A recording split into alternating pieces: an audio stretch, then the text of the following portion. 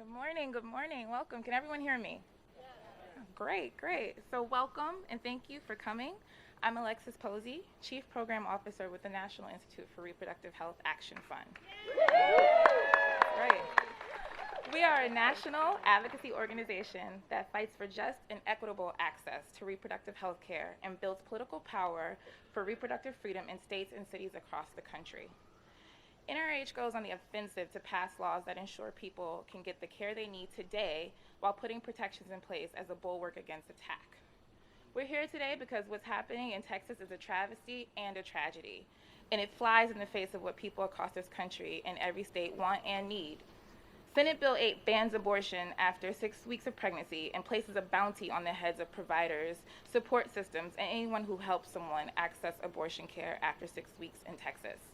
It's the most extreme abortion ban in the country, and it has opened the door for other states to follow suit. Already we have seen Florida, South Dakota, Indiana, and Ohio look to replicate these restrictions. And we know, due to centuries of systemic racism, Black, Latino, and Indigenous people in particular will face the greatest barriers and be the most harmed by such restrictions. The Supreme Court turned a blind eye to the devastation this ban will cause, and will soon hear another case that could further decimate abortion access. We're on the verge of a catastrophe for access to abortion care across the country. That's why we need to fight back. The situation will only continue to deteriorate if we don't step up, speak out, and take action in every way we can. Our job now is to press forward in every state we can, in every city we can, to secure affordable abortion access, because everyone who needs care should receive it with support, with dignity, and most importantly, without fear. Elected leaders at every level of government in every state and city in this country have a responsibility to protect equitable access to abortion care right now. Some states are standing up. New Jersey is on the precipice of passing the Reproductive Freedom Act, and Fort Lauderdale City Commission committed to protecting access to abortion and reproductive health care. But New York has always been leading this fight since we legalized abortion in 1970. That's right, New York. Today, I'm proud to stand alongside New York's elected leaders who have heard that call and are seizing the opportunity to strengthen our safeguards for reproductive health care.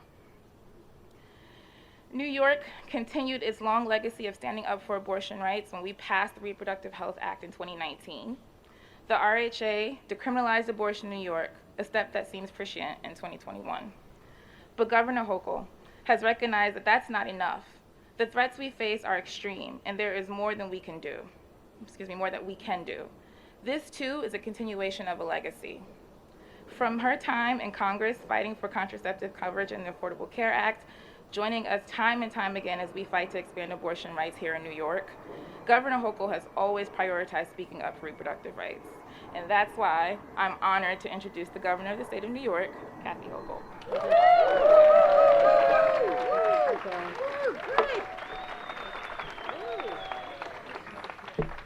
Thank you, my friends. Alexis, thank you for reminding us how forward-thinking and extraordinary women of New York always have been, which is why we are drawn to this site, a place that many of us in this audience came to last August 26th to do the official unveiling. And it was not meant to be a stationary object that people walk past and say, well, that looks nice. It's supposed to be a place of inspiration and a place of motivation, and to remind us that, yes, in our DNA as New Yorkers, as New York women in particular, we carry their weight on our shoulders, the burdens that they had to undertake to fight for women's rights back in 1848 and in 1917 to make sure that we had the right to vote 3 years ahead of the rest of the nation. And again, we always like to be 3 years ahead. We were exactly 3 years ahead when New York State in 1970 enacted rights to a safe legal abortion, and the rest of the nation paid attention. And the people that are joining with me here today, these are today's leaders. These are today's champions, and I want you to celebrate them with me as I call out their names and recognize the organizations that they're with, because we don't get anywhere as an individual in this state. We do it collaboratively, collectively, back to these brave women all the way to 2021. And I'll be introducing my great partner in government, someone who embraced me when I landed in Congress, and she was our senator, Senator Kirsten Gillibrand. I want to thank her. You're going to hear from her in a couple of minutes, but Senator Gillibrand, I wanted to recognize you. Also, we'll be hearing from some of our speakers will be Robin Chappelle Golston. Will be speaking, as we've heard her many, many times, firing us up. She's powerful. We'll look forward to working with her. Dr. Mira Shah will be speaking. My former roommate in Congress and dear friend, Congressman Carolyn Maloney, who is an incredible leader, will be speaking as well. Andrea Stewart Cousins, again, another history-making friend of mine. We have a lot of friends making some history there, my friend. And thank you for your incredible leadership. It has been a joy to work with you. Let me say that again. It has been a joy. That is very true. And Pascal Bernard will be giving remarks as well. But also, I just want to recognize some of the groups that are here. And you all came out here today. It's a beautiful day. Our Commissioner of Parks and Historic Preservation, Eric Kulisade, is here. Eric, see you in the back there. Thank Patrick Elam, the president of the Monumental Women who created this statue. We love it. We love it. Thank you very much. The Central Park Conservancy is here. I know we've got some other here's our other electeds. Oh my gosh.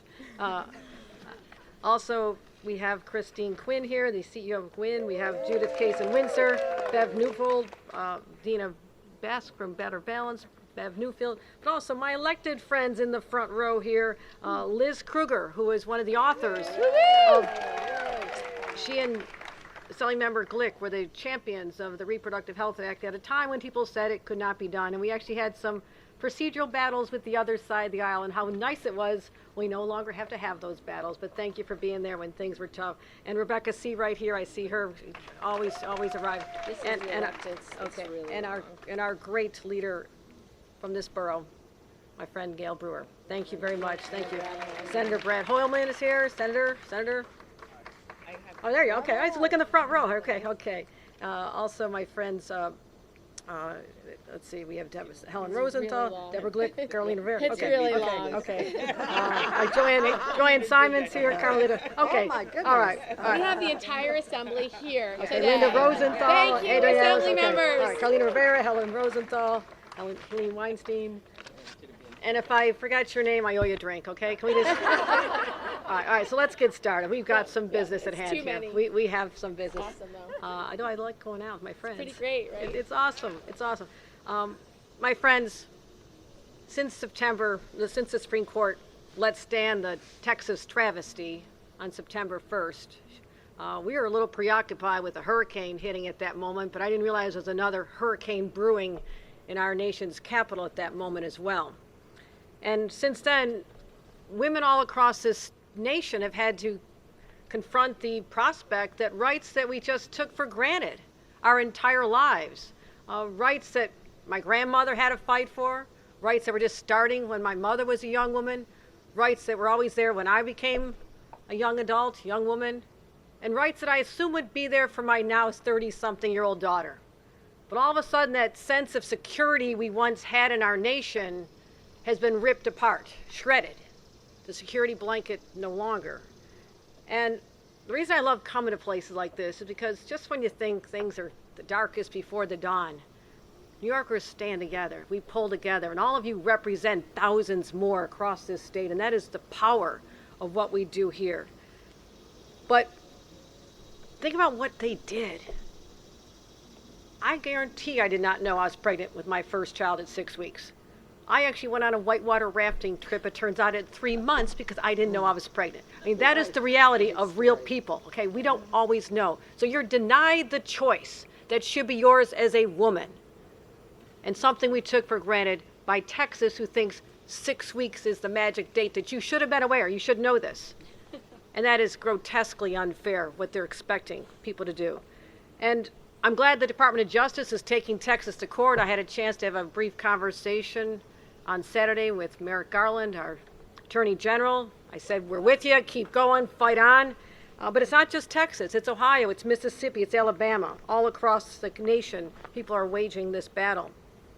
And so, who are the warriors in this battle? Yes, it's New York women once again. to help our sisters across this country who don't have the leadership in their state to look out for their rights. And so, yes, I invite them all to move to New York. Love to have you come. But also, I want them to know that there's a symbol that they need to look at when they're trying to figure out what to do in their lives. And that symbol has been with us since 1886 in the New York Harbor. That is a strong, powerful woman with her hand up, saying, if you've been oppressed anywhere in this world, you come to our harbor. This is the safe harbor for people suffering from oppression. My friends, that oppression, in my judgment, is going on right now in the state of Texas. And our harbor is open for people to come here and understand that we will be there to take care of them and protect them. And so I want to make sure, first of all, that we follow up on the Reproductive Health Act. There are some loose ends that were not attended to, and thank you to the advocates for reminding us of what needed to get done. We want to make sure New York State patients, first of all, and anyone who comes there knows their rights. Sounds simple, but we want to make sure that we have an agenda, and I'm announcing today that we're going to say, if you don't know your rights, you might as well not have these rights. If you don't know them and understand them. So we're going to make sure that we direct all state agencies, I'm doing that right now as we speak, state agencies, particularly Department of Health, to launch a public information campaign so New Yorkers and those who come here will know all the rights they have available when it comes to abortion access. And we're going to work with all of our stakeholders out there. I need you to help with this. We will create a patient bill of rights to distribute in doctors' offices and clinics and other organizations where people need guidance. It'll be in plain, clear language and in languages that people understand, no language barriers. And we're going to make sure every single woman in the state of New York knows her rights. But also, if we're going to be a haven for people from elsewhere, we need to make sure that our healthcare providers are also equipped with the guidance they need. There's been some confusion. They're not always sure about what their rights and obligations are. So I'm also directing the Department of Health to take immediate action to develop and distribute modern and comprehensive provider guidance on their right to abortion care. And first of all, we'll convene a group of experts. People know exactly what this should look like, how it should be done, and it'll be shared with providers on webinars and other forms of information. Also, this pandemic showed us the power of telemedicine. And I believe that even after the pandemic is over, we need to make sure, and we are working on this now, that we'll update regulations so medication abortion can be accessed through telemedicine. And I'm directing them to make sure that these updates are done as soon as possible. So they're not just regulations, they come to life, and I'll make sure that everyone knows they have these rights. Lastly, just as we've seen with this pandemic, we're also waging a war against misinformation, which is a polite way of saying lies. And there are social media platforms that have been hijacked and used for this purpose. We saw it as a place where people sow fear, disinformation, and affect people's attitudes. I mean, that's one of the reasons why we have 20% of the population who may never want to get the vaccine because they believe the lies that they read from what they thought was an honest, truthful source, and that was not the case. And we've been here before. In 1970, back when we passed the law, we had over 400,000 people from all over come here. 2/3 from out of state came to our state. So we know people come here. Fast forward to 2019, when we passed the Reproductive Health Act, we analyzed all the social media that was going on at that time. From January 1st to March 20th, 2019, 4 out of 10 top stories receiving the most engagement on Facebook were articles about our very own Reproductive Health Act. And they are from anti-choice news sources that absolutely misrepresented and lied about the bill. That, my friends, is what I fear is going to happen again. That disinformation. Imagine an 18-year-old girl trying to make a decision that's going to affect her life. She believes that she has the courage to do what she wants to do and say, I'm going to have an abortion. But at the same time, her friends and others are forwarding information and horrible messages and calling her a murderer. What does that do to the psyche of a young woman? It's tormenting. And I believe that has to stop. And I believe that the social media organizations that are out there, and I'm asking Facebook starting today, to help clean up the act, help us wage a campaign of truths and not lies with respect to what is going on in Texas and what was going on here in the state of New York. Because misinformation spreads like wildfire. So we have a letter going to Facebook today. We'll see what they do with it. I'll be watching and let them know we have expectations. We need them to do more on the vaccine, but they have started. They have to handle the abortion access information as well. So these are troubling times, but we've been through some tough times before. And New Yorkers know what to do. We stand tall, we fight hard, and we let people know that we have their backs. You, as I said, do not have the leadership you deserve. You take care of that the next election, can't help you there. But in the meantime, we have to stop extremists from taking women's rights away that have been protected nationwide since 1973. I'm going forward, I'm not going back, and I'm taking every one of you with me. Thank you, my friends. Great speech, Governor. Thank you. Thank you. Great speech. And another amazing champion for reproductive health and women's rights all around, our great Senator Kirsten Gillibrand. Well, I have to say, Governor, that was a great speech. And your passion and your commitment and your leadership on this issue is unparalleled. You will be the greatest governor in our lifetime to fight for women's reproductive freedom. So thank you so much, Governor, for your leadership on this. I want to recognize my colleague in Congress, Congresswoman Maloney, who has spent her career working for women's reproductive freedom. It means something, and we are grateful for your leadership. I want to recognize everyone else here standing with us, along with all the electeds that are in the audience. I've never been to an event where all the electeds are in the audience, ever. So I want to thank you. And if you want to stand up here because you want to be in the picture, please do. You are always welcome to stand in any picture ever. But it says something. It says something that every person here, every aspect of our government, our city council members to our state senators, every single elected leader in this community cares. They care about women. They care about transgender women. They care about reproductive services. They care about our basic civil rights and human rights. And that is what we're here to talk about. It is our basic human rights. It's meaningful that we are standing in this park, that we have Sojourner Truth standing behind us, or she's sitting actually, sitting behind us. And we have Elizabeth Cady Stanton and Susan B. Anthony. These women were so far ahead of their time. Sojourner Truth was the first woman to recognize that there was a duality of women's rights and black rights that made the search and the struggle for black women exponentially harder. You have Elizabeth Cady Stanton and Susan B. Anthony, who together decided we are going to fight for women's rights and the right to vote throughout our lifetime. They never saw that right. They did not get to see those rights. And so anytime that we as a community feel tired or dispossessed or discouraged, this is a reminder for us. You can work a lifetime, and it is worth working your lifetime, because every struggle that we have today is hopefully a struggle that our children and our children's children do not have to have. But that is where we are in America today. And the forces that want to put America's women back into history, the forces that want to deny women reproductive freedom, basic human rights to decide what they do with their bodies, when they have children, under what circumstances they will have children, and how many children they will have, are being denied to women all across this country. And it is a violation of human rights, undeniably. This Texas decision is abhorrent.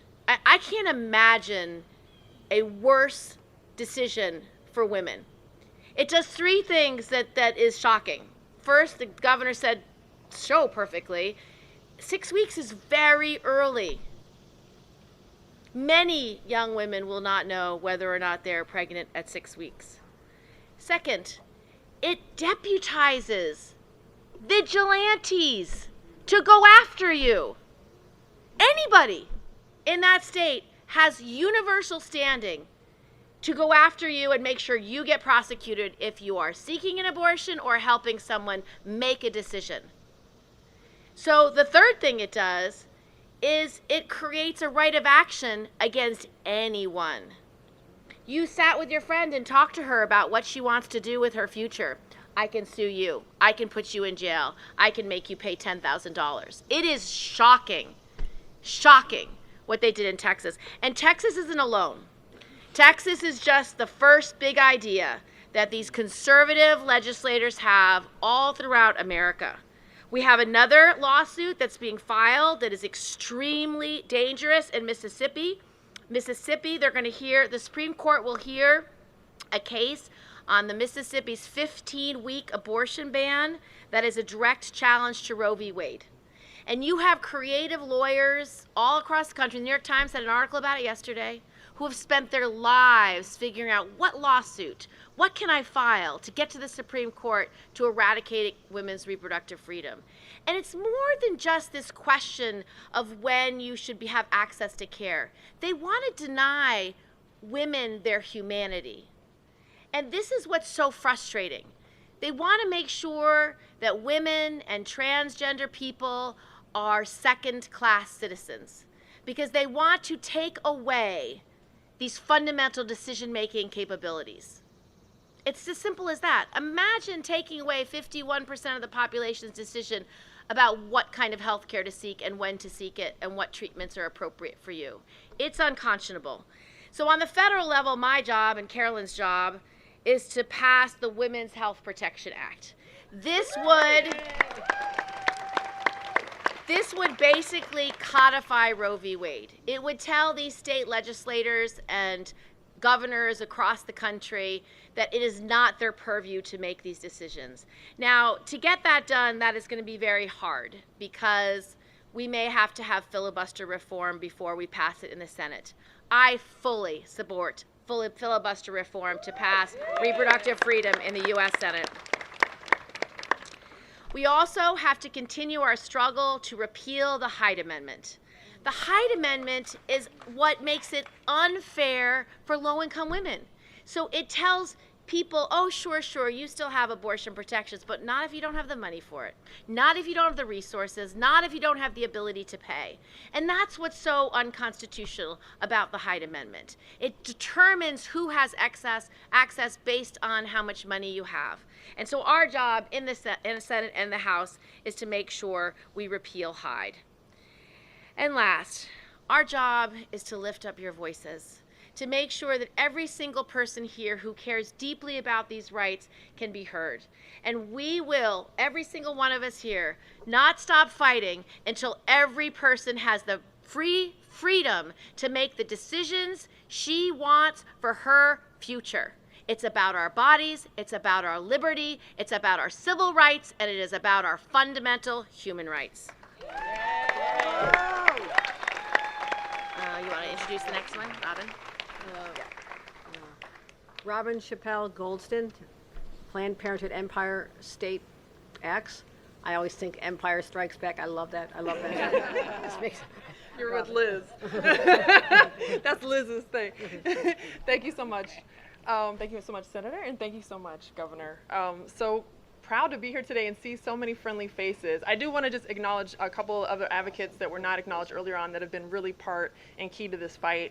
Donna Lieberman from the nightclub, and Andrea Capel from the National Council of Jewish Women. So just want to throw it out. And then I just have to acknowledge my boss, Danny O'Donnell. I see you in the flag.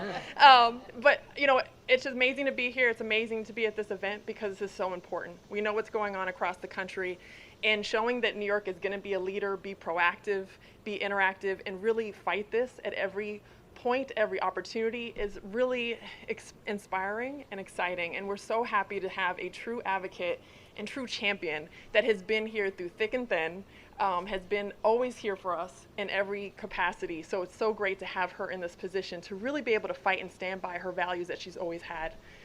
This is an opportunity to really provide clarity for providers and for patients so everybody knows their rights. And that's so important because there is a lot of confusion, as the governor said. And so also too, we fought for the RHA for years. And everyone was like, oh, it's fine, nothing's gonna happen, we don't need it. But we need it, and we need more of it.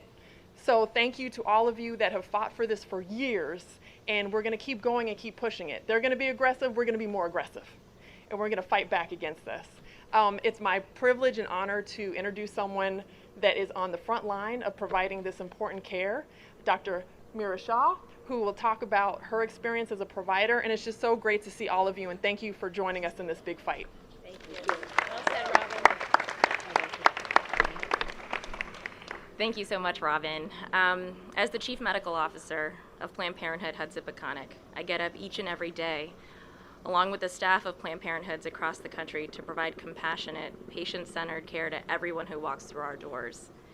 At a time when access to sexual and reproductive health care is under constant attack, we at Planned Parenthood welcome every patient that comes through our doors, regardless of their race, religion, ethnicity, sexual orientation, gender identity, socioeconomic status, and ability to pay. I am so honored to be able to be there for my patients during the critical moments in their life, from learning how to protect themselves once they become sexually active, from supporting them when they want to become a parent, or caring for them when parenting is not in their life plan. I am a proud abortion provider.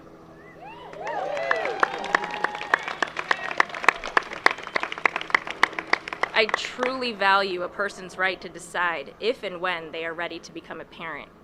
The national landscape around abortion care is far from reassuring. When abortion access is littered with political interference, innocent people suffer. My colleagues in Texas have been sharing their stories with me of their current reality. Turning patients away for life-saving care has been so painful, to say the least. Patients' rights are under attack, and many states, too many states, have been successful in stripping away at the ability of individuals to access life-affirming abortion care. A few years ago, I started to fly to South Bend, Indiana, to provide abortion care after the city had been without a provider since 2015. It is extremely difficult for me to see patients in Indiana struggle to receive access to the most basic reproductive health care they need and deserve. Medically unnecessary waiting periods, mandatory ultrasounds, and insurance bans are common in many states in the U.S. The burden of abortion restrictions falls hardest on those with the least resources, especially Black and brown people. The zip code in which you live should not determine the basic healthcare services that you need. I feel lucky to practice in a state that views abortion care as a human right and implements policy that continue to improve access for our patients. Harmful restrictions like those in Texas and India don't exist in New York. In this moment, now more than ever, it is imperative that New York continue to be a leader and expand access to abortion care. Being an abortion provider is not easy. It is oftentimes fraught with fear and stigma, but nothing will stop my colleagues and I from continuing to provide a service that ensures our patients' survival and good health. As we remain dedicated and faithful to our patients, we thank New York State for supporting us and the fact that abortion access means dignity and freedom for all. Thank you. And now I'd like to introduce Congresswoman Carolyn Maloney. Thank you. Thank you so much. Thank you so much. I am honored to be here with Governor Hochul, New York State's first woman governor, and State Senator Andrea Stewart Cousins, New York State's first state leader ever in our history, and our Senator Kirsten Gillibrand, the first senator to represent our great state. And we are standing in front of three women who gave women the right to vote, led the way, that enabled us to elect these extraordinary women. And I have to mention, thank you to all the electeds, all the women on the city, state, and federal level that are here. And I have to mention the like-minded men who are our allies. We can't do it without them. State Senator Brad Hoylman, stand up. Harvey Epstein, Assemblyman Danny O'Donnell, thank you. We need your votes. We need their support. Believe me, it is a war zone when it comes to fighting for these rights in Congress. We are here to say that the extremist laws that will make abortion illegal, that will eliminate the right to abortion like the Texas law, have got to stop. They have been chipping away at a woman's right to choose. I used to keep a scorecard on women's issues on abortion. When it got to 334 attempts to chip away at Roe v. Wade that they succeeded at in the House of Representatives, stopped in the Senate or at the White House, but they succeed. I stopped keeping it. But it is a fight on every level on abortion rights in our legislatures across this country and in our Congress.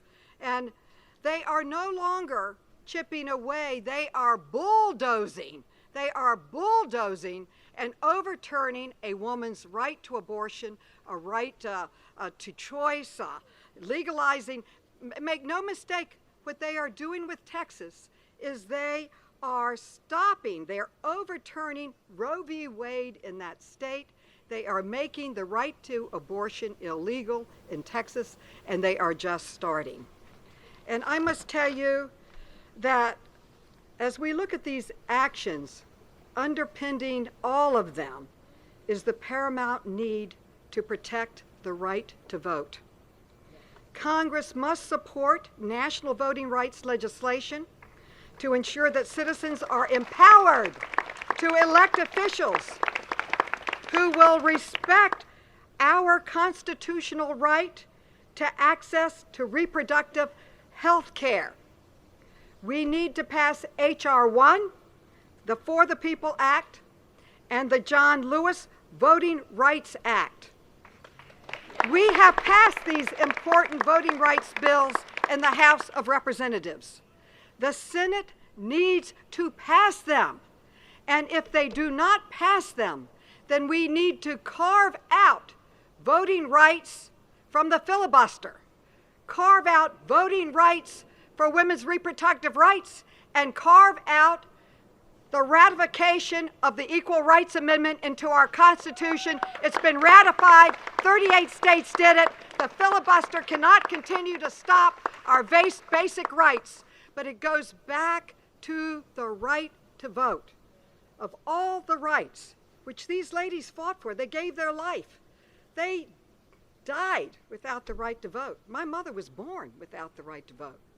But the right to vote is absolutely central to our reproductive rights and every other rights.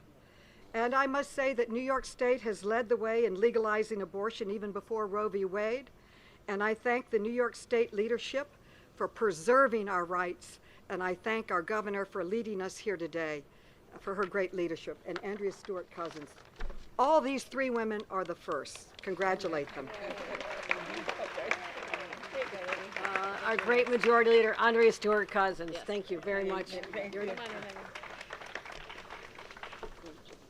So I hope that everybody's taking a look at this, right?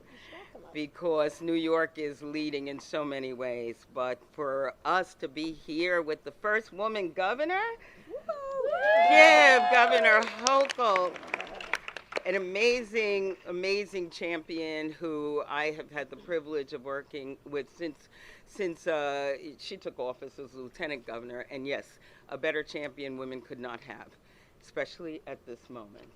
And to my left, Senator Kirsten Gillibrand, again, a fearless, I mean, the cornerstone of so much of what she does is about women, about women's rights, about women's reproductive health and freedom. Thank you, Senator Gillibrand, for your amazing leadership. And don't we love Carolyn? We sure do. You know, I mean, when she gets up, it is fiery because she's here. But she's never, ever lost a sense of why she's here. And she knows that that fieriness is sometimes what's necessary to light us into a place where we actually do what we need to do. And so here I am with my great friends from the National Institute of Reproductive Health and Planned Parenthood and all these activists and our elected officials. And I got to tell you, I sadly have the task of saying who's here. And Ellen, that makes sure you do all the council members too. And all the so. It's a lot. So Please, I'm gonna yes, do. recognize everyone. I'm And gonna please do come up if this. you wanna Yeah, come but up. yeah. Well, yeah. Come up. It's whatever you want. But I want to make sure that again, and I know the governor had it, but she was winging it. But this wasn't her job, so I didn't. I don't know why they told you to do that. That should never have been your job. Yeah. So it's actually one of my jobs. No, because you're busy. Okay, so we have Borough President Gail Brewer. Stand up, let the people see you. My great colleague and friend, Senator Liz Kruger, stand up, yay! Senator Brad Hoylman, stand up. Is Assembly Member Carmen de la Rosa here? Okay. Okay, Assemblywoman Joanne Simon, stand up. Assembly Member Helene Weinstein, a budget chair. Danny O'Donnell, you got a shout out, you get another one. Harvey Epstein, you too. These are Assembly Member Jennifer Rajkumar, is she here? Yes, she is, hi. Okay, Assembly Member Diana Richardson, didn't see Diana. Assemblywoman Rebecca Seawright, hi Rebecca. I did see Assembly Member David Weprin, hey David. I know I see Assemblywoman Linda Rosenthal. How about Council Member Adrian Adams? Hi, Adrian. Okay. Council Member Diana Ayala. Okay. Council Member Carolina Rivera. Carolina. Hi, Carolina. Okay. Council Member Helen Rosenthal. Okay. Did I miss anybody? Tracy Dacus. Okay. Tracy Jackson, Chief of Staff for Assembly Member Deborah Glick. Okay. Assemblywoman Catalina Cruz. Hey, Catalina. Okay. Joanne Simon. I said Joanne. Okay. Yeah, we get 2, 3 seconds. Okay. Anybody else again? I'll be like the governor. If I miss, it's not because we didn't love you. It's just because you're not on the list, but doesn't mean we don't love you. So, I'm also here to put things in perspective a bit, because we're in New York, we're leaders, we're wonderful, and we did that despite all odds in what is supposed to be a blue state, and it was all about the Republicans insisting on not allowing women in New York State the right to choose. When I first got elected in 2006 and first came in 2007, I carried the Women's Reproductive Health Act.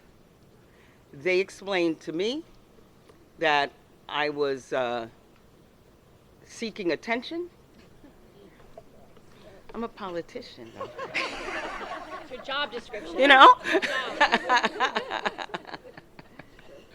But what they didn't say is that it was such a dangerous road to be on, because even here in New York, I was picketed. My offices were attacked. It's New York. And in the background, not only was I seeking attention needlessly, but the endeavor was unnecessary because this was settled law. The fact that New York's reproductive health was in the homicide description didn't matter to my Republican colleagues. And there were some that said that it did matter and that they would vote for it. And then every time they had the opportunity, they did not. When I had the privilege of taking on the leadership of this great Senate body, Senator Liz Kruger, who had always been an advocate, carried that bill. And when we were in the position of finally being in the majority, we passed that bill. We passed it in 2019. How many years ago was that? Not many. I just want to put it in perspective. And we did the Contraceptive Care Act, and we did the BOSS bill, and we did so many things to tell women that their rights were being preserved here in New York.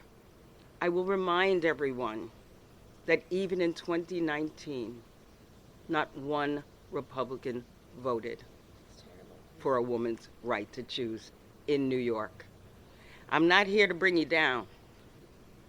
I'm here to give you a sense of reality and to tell you that what we are applauding ourselves about and what we are saying is our leadership came at a very late date in a time that we were supposed to be a very progressive state. So you can imagine what's happening around this country. That's right. It is all about leadership. It is all about the vote. It is all about understanding where we are and that we can never rest, even if we had the privilege of being born into a situation where we didn't have to fight for this stuff. Because we're still fighting for voting rights. We are still fighting for women's rights. We are still fighting for the rights of transgender people. We are still fighting for the rights of every single body. Because at the root of this is who has the power and what that power will do and can do to keep people out and to put people in. If we are who we say we are, if we are the embodiment of a nation and a state that gives you a leadership team that looks like this, it is incumbent upon us to be very clear about who we are and where we are. And as the governor said, know that we are going forward, we are not going back. So let's get it done. Thank you.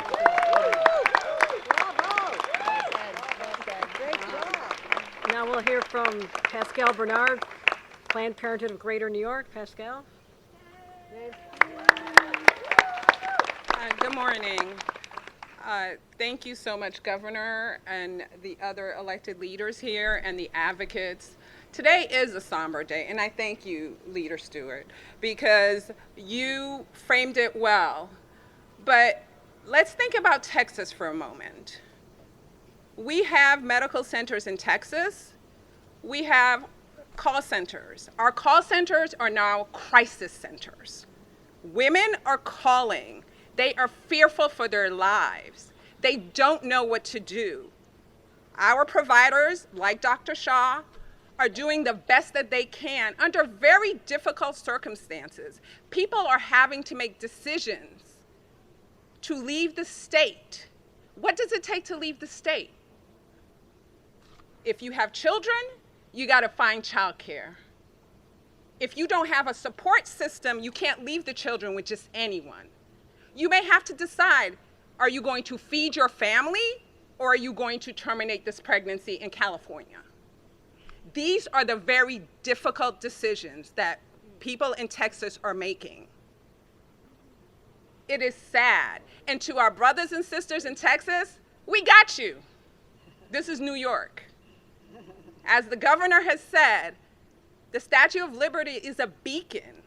And thanks to what's happening today, we are getting more support for providers. We are breaking disinformation, and we're creating a pathway. And we thank you, Governor Hochul. We thank you for your brave leadership. And we thank all these fearless leaders up here. Women of New York State are fearless. They are bold. They will not be turned back. We will not be turned back. Texas, we got you. Thank you. Well said. Well said.